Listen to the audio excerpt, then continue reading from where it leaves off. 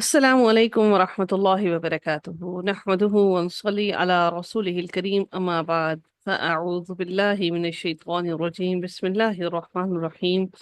رب اشرح لي صدري ويسر لي أمري واحلل عقدة من لساني يفقه قولي. ربنا زدنا علما، اللهم فقهنا في الدين، آمین یا رب العالمین۔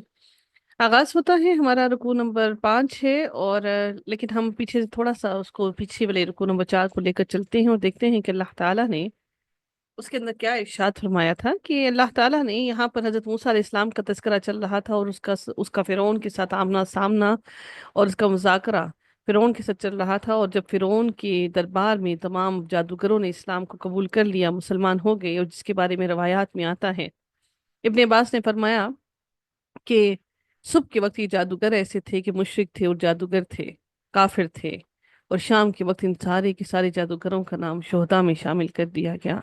سبحان اللہ، کیا ہی مختصر ترین ان کا ایمان تھا، اور کیا ہی اعلیٰ ترین درجے کا ان کا ایمان تھا کہ صبح کے وقت وہ مشرکوں کی حد میں سب سے تجاوز کیے ہوئے تھے، اور وہ صبح کے وقت میں فرعون سے یہ مانگ رہے تھے کہ ہم اگر اس پینترے میں جیت گئے اور اس چال میں جیت گئے، ہم اس جادو میں جیت گئے، تو تم ہمیں سب سے بڑا انعام عطا کرنا۔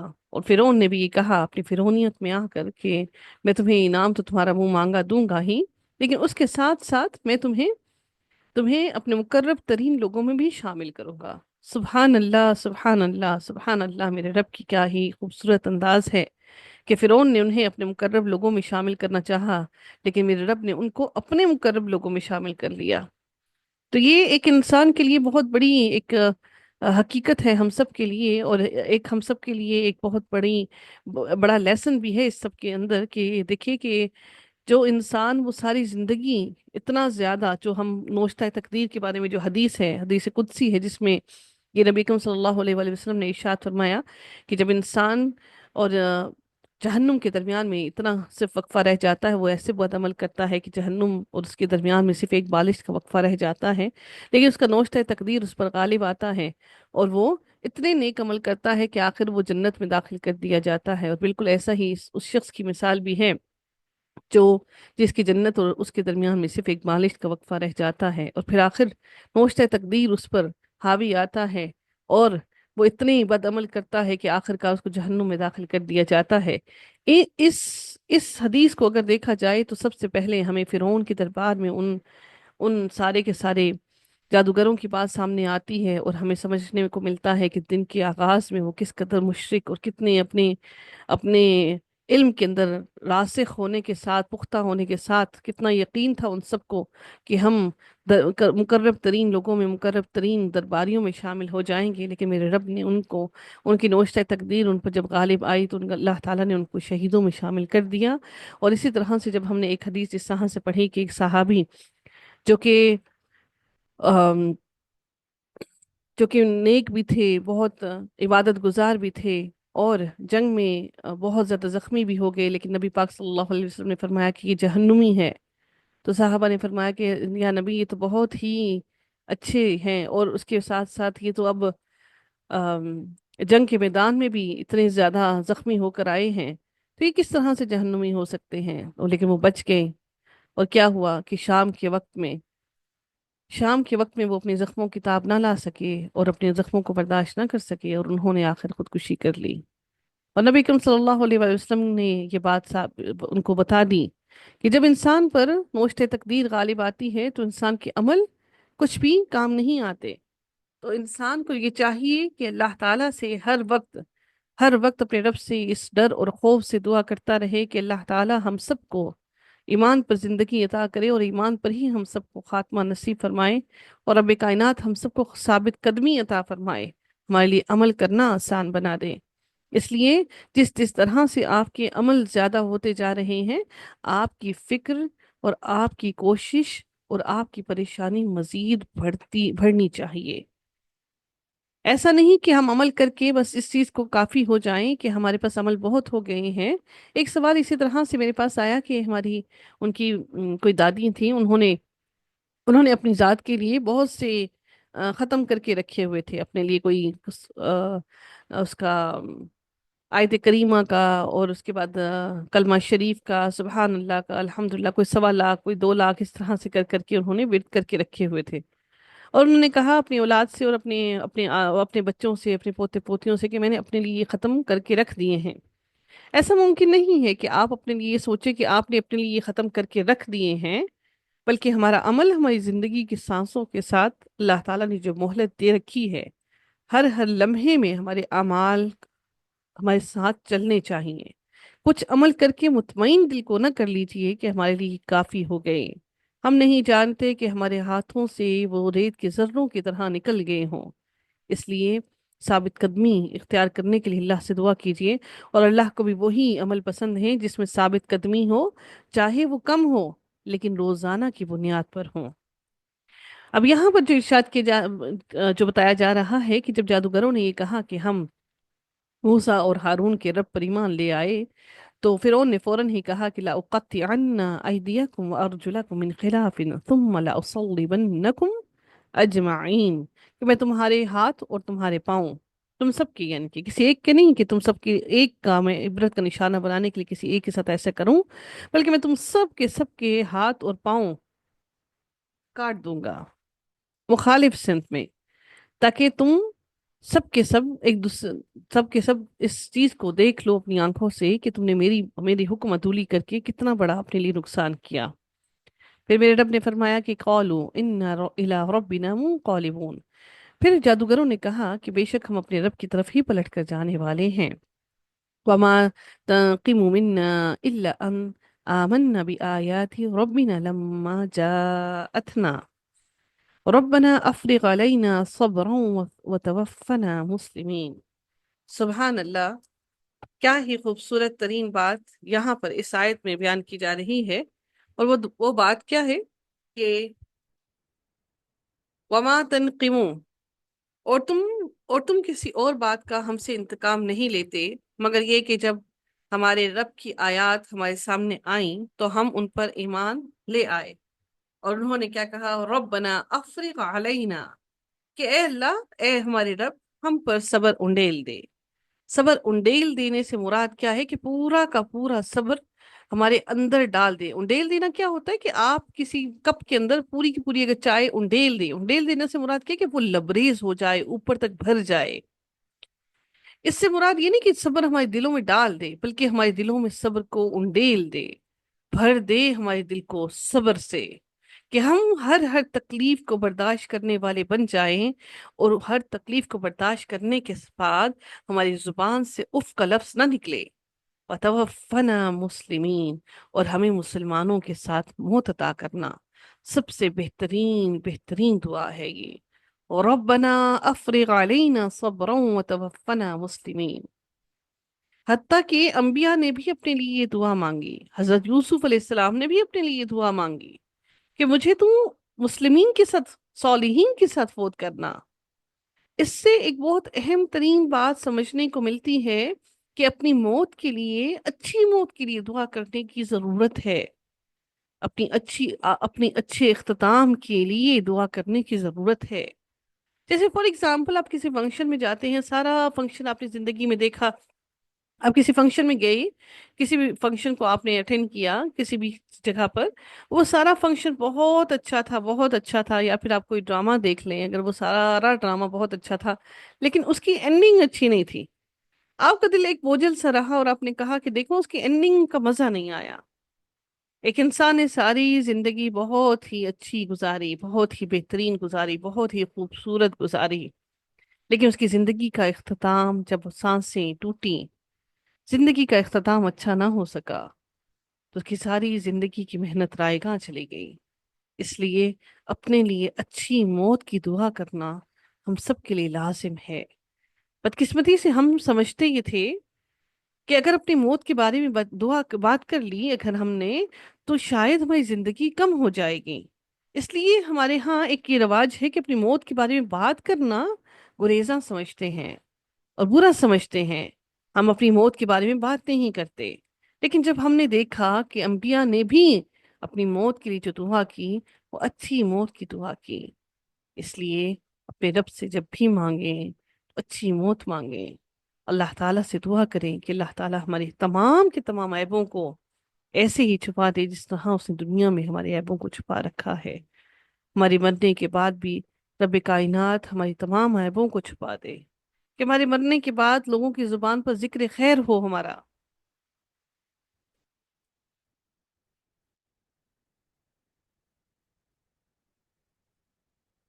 میرے رب نے فرمایا،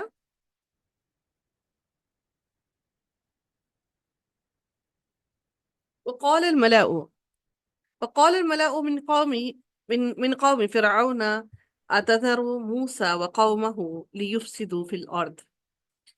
اللہ تعالیٰ فرماتے ہیں وقال الملأ من قوم فرعون، اور قوم فرعون کے سرداروں نے کہا، یعنی کہ فرعون کے سرداروں نے حضرت موسیٰ علیہ السلام اور ان کی قوم کے خلاف فرعون کو اکساتے ہوئے کہا، اتذر موسیٰ وقومہ لیفسدوا فی الارض، کیا تو موسیٰ اور اس کی قوم کو یوں ہی چھوڑ دے گا کہ وہ زمین میں فساد پھیلائیں؟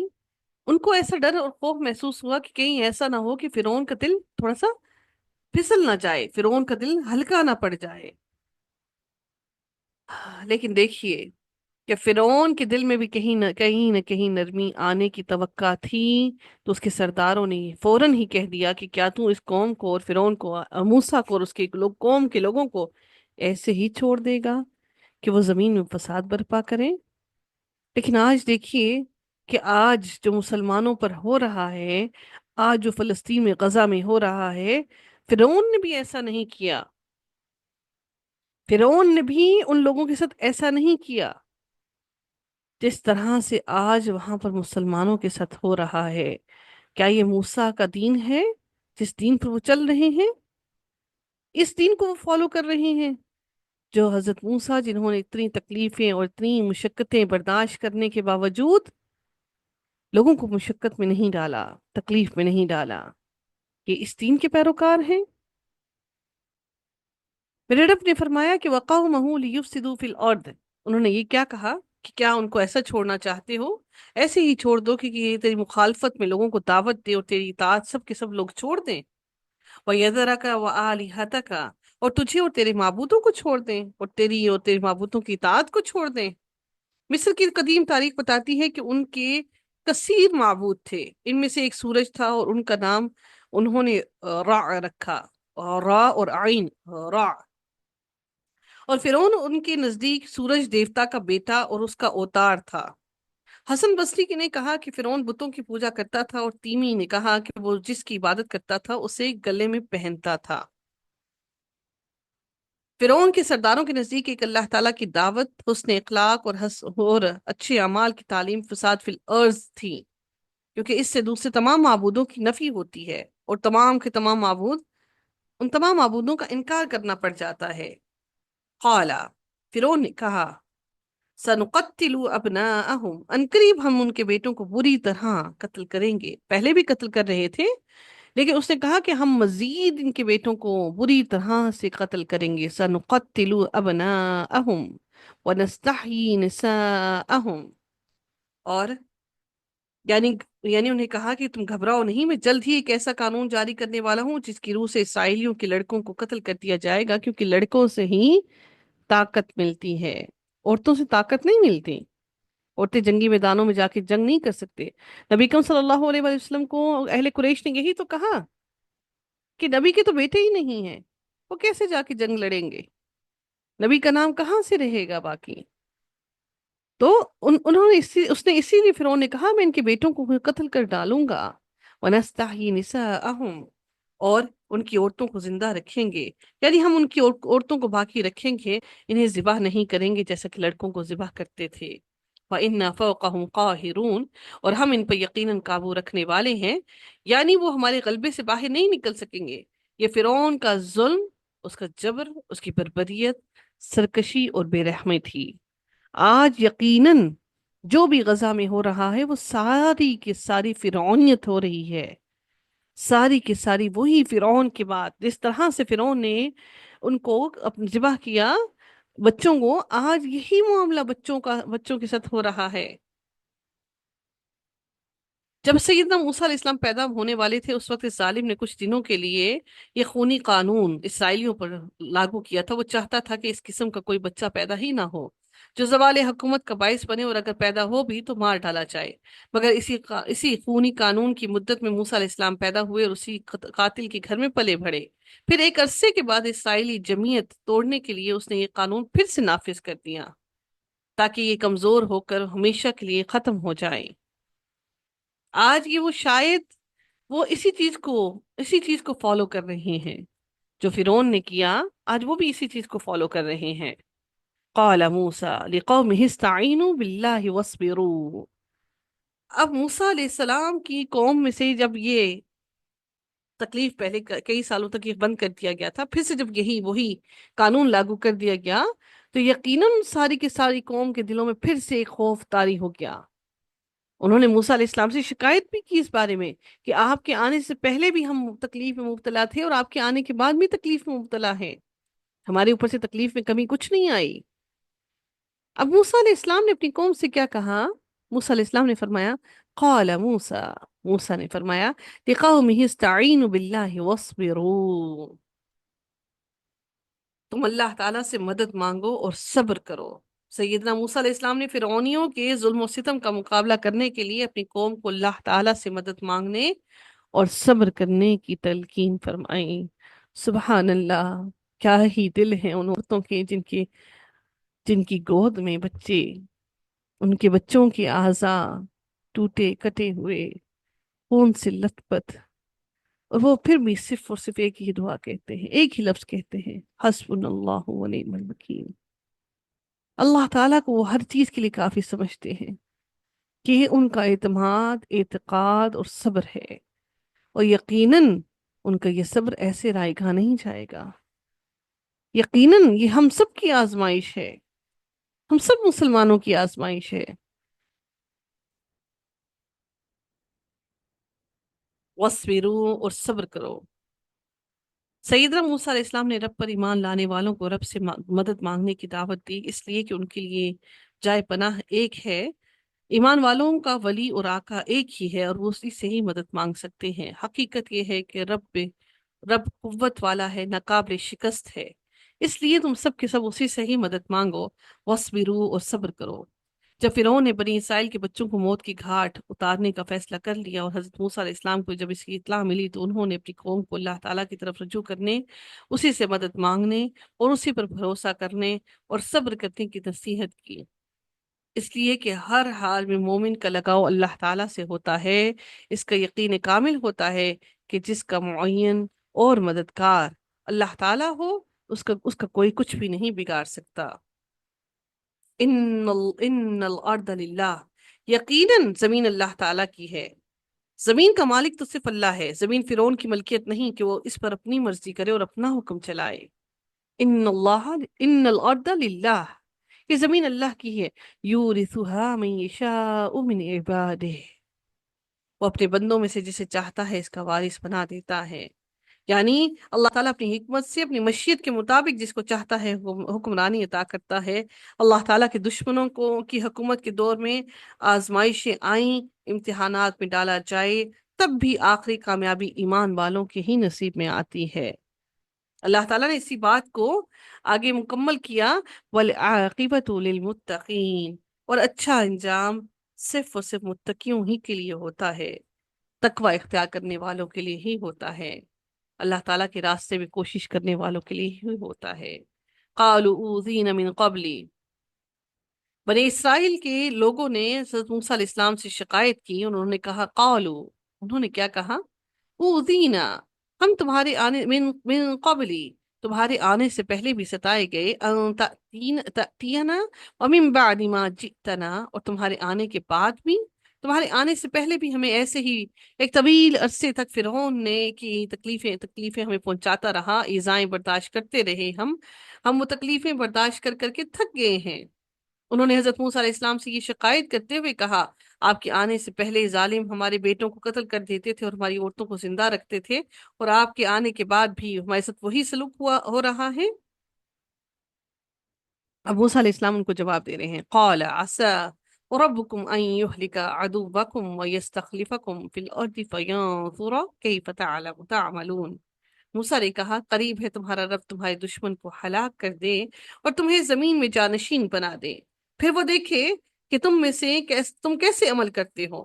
سیدنا موسیٰ علیہ السلام نے انہیں اچھے وقت کی امید دلاتے ہوئے کہا، امید ہے کہ تمہارا رب تمہاری دشمن کو ہلاک کرے گا اور تمہیں حکومت عطا کرے گا، پھر وہ دیکھے گا کہ تم کیسے عمل کرتے ہو، یعنی پھر تمہاری آزمائش تمہارے عمل سے شروع ہوگی، اس کا شکر ادا کرتے ہو یا ناشکری کرتے ہو۔ اور پھر ایسا ہی ہوا، اللہ تعالیٰ نے ان کو نجات دی اور پھر انہوں نے ایسا ہی کیا۔ اب ان کی آزمائش تھی ان کے عمل کے حساب سے، اور ان کی عمل کی آزمائش پھر شروع ہوئی۔